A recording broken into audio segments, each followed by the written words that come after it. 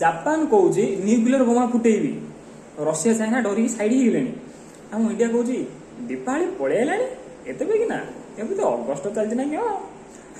Russia ଯାଇକି ଜାପାନକୁ କହୁଛି ଯେ ନାଇଁ ତମେ ନ୍ୟୁକ୍ଲିୟର ବୋମା ଫୁଟେଇ ପାରିବନି, ବନେଇ ହେଲେ ପାରିବନି।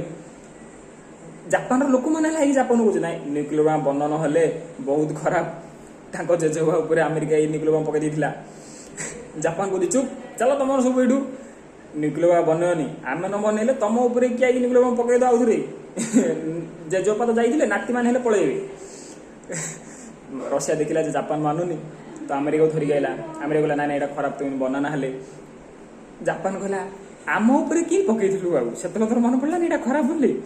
ଆମେରିକା କିଛି କହିଲାନି, ପଳେଇଲା କାନ୍ଦି କାନ୍ଦି। ରଷିଆ ତାକୁ ବୁଝେଇଲା ନାଇଁ ରେ ଭାଇ କାନ୍ଦନା, ଏମିତି ଅପମାନ ହୁଏ। ଆମେରିକା କହିଲା ନାଇଁ ରେ ଅପମାନ ବୋଲି କାନ୍ଦୁନି, ମୁଁ ତାପରେ ନ୍ୟୁକ୍ଲିୟର ବୋମା ପକେଇଥିଲି, କାଲି ସକାଳେ ମୋ ଉପରେ ପକେଇଦବ ହେଲେ କେଉଁ କରି ସେତେବେଳେ